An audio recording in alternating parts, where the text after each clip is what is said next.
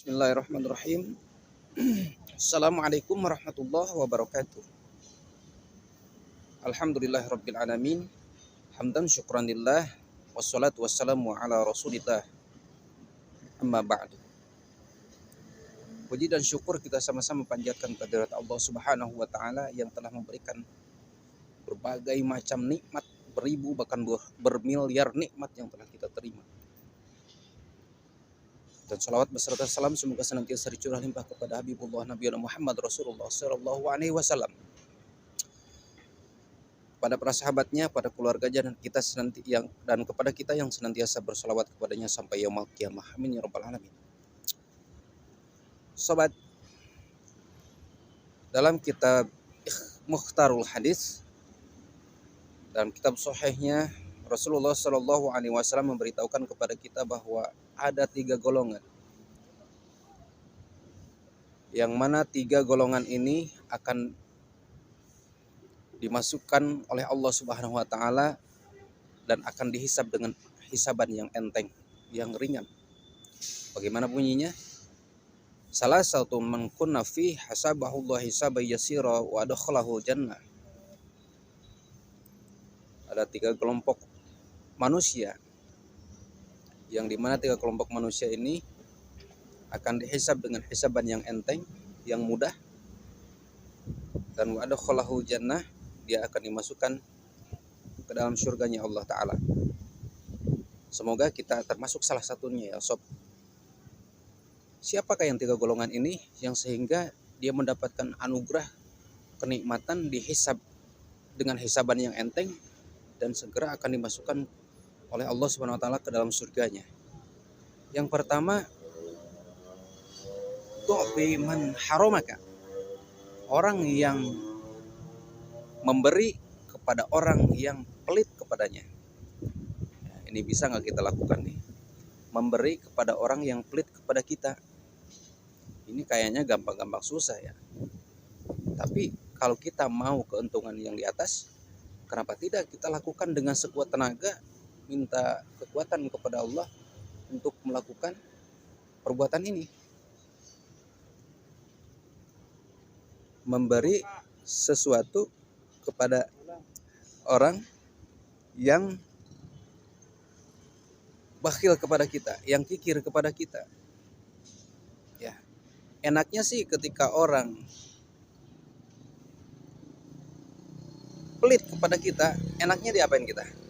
Enaknya kita pelitin lagi ya kan? Enaknya kita abain aja, ya. Enaknya kita jauhin aja, bahkan balik untuk pelit kepada dia. Malas dia juga nggak pernah ngasih ke saya, malas juga saya ngasihnya.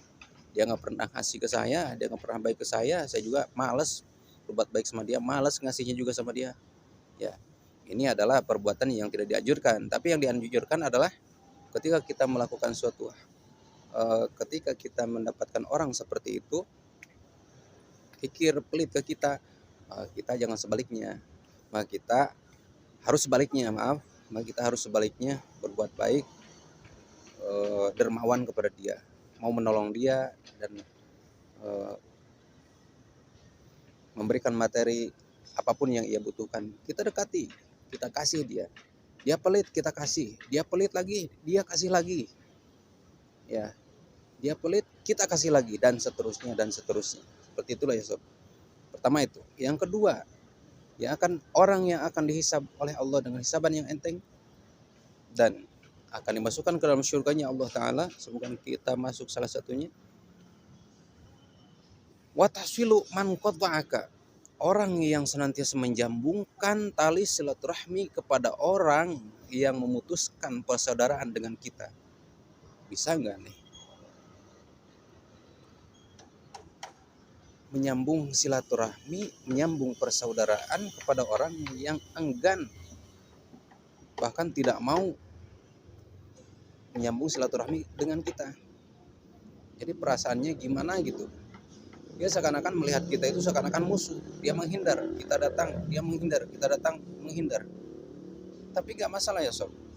Kalau kita pengen padilah yang kedua ini, walaupun dia punya prinsip, saya gak mau kenal sama kamu, saya mau jauh dari kamu. tapi kita dekatin, kita kasih masukan, kita kasih nasihat, kita kejar dia. Lambat laun semoga dia bisa beralih pikir ke kita supaya berbuat baik lagi ke kita. Ya, dia maunya menjauh dari kita, kita sebaliknya kita harus bisa ingin mendekat sama dia. Ya, jadi orang yang menjauh dari kita mau memutuskan silaturahmi dengan kita, mau saudara, mau orang lain, ya, sanak papili ataupun tetangga, kita justru harus punya prinsip, saya harus mendekati dia, saya harus berbuat baik sama dia, saya harus menyambungkan silaturahmi dengan dia. Justru jangan sebaliknya, orang menjauh dari kita, kita juga ogah-ogahan. Saya juga nggak mau, saya nggak mau dekat sama kamu ya. Oke, saya juga nggak mau dekat juga sama kamu. Jadi sama-sama 11-12 ya. Ini nggak akan habisnya sampai kiamat pun ya. Jadi kita di sini legowo dan bijaksana bagaimana. Walaupun kita membenci seseorang, tapi jangan sampai kita memutuskan tali persaudaraan supaya kita mendapatkan fadilah yang kedua tadi. Oke, fadilah yang ketiga adalah orang yang akan dientengkan hisabannya oleh Allah Subhanahu wa taala dan akan dimasukkan ke dalam surganya Allah taala, yaitu orang yang wa ta'fu amman zalamaka, memaafkan kepada orang yang berbuat zalim kepada kita. Gampangkah memaafkan kepada orang yang telah berbuat zalim ke kita? Kita pernah dizolimi, dijaili, bahkan dibully, bahkan dihina, dicaci, dimaki. Kita salah ataupun nggak salah, dia tetap benci ke kita, membuli kita, menjelek-jelekan kita, menzolimi kita, dan lain sebagainya. Tapi kita tetap berbuat baik kepada dia. Ya, kita tetap memaafkan dia. Dia mau minta maaf ataupun tidak meminta maaf, kita tetap memaafkan dia. Di hati kita, saya akan memaafkan walaupun dia tidak meminta maaf ke saya. Ya lebih baik, lebih bagus lagi ketika dia datang meminta maaf dan kita pun dengan terbuka, dengan senang hati untuk memaafkan dia. Dengan sepenuh hati, dengan kesadaran diri dan keikhlasan hati kita siap untuk memaafkannya. Bukan sebaliknya, ketika orang lain menzalimi kita, berbuat aniaya ke kita, menyakiti kita, kita balik menganiaya dan menyakiti lagi. Nah, ini yang tidak dianjurkan, ini tidak masuk kategori yang ketiga ini. Maka kita adalah sebaliknya, kita berbuat baik kepada orang, memaafkan kepada orang yang zalim kepada kita. Semoga kita semua diberikan kekuatan oleh Allah Subhanahu wa taala untuk senantiasa berbuat baik kepada semua orang, dan mudah-mudahan salah satunya kita menjadi salah satu dari golongan orang dalam 3 kategori ini. Orang yang akan entengkan hisabannya oleh Allah Subhanahu wa taala di hari kiamat dan akan dimasukkan ke dalam surganya Allah taala, yaitu orang yang pertama, orang yang senantiasa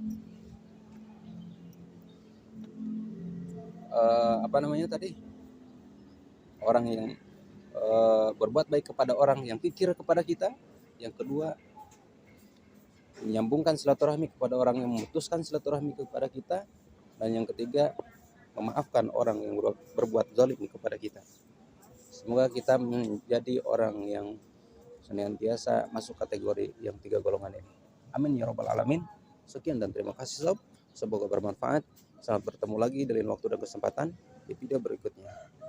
Wassalamualaikum warahmatullahi wabarakatuh.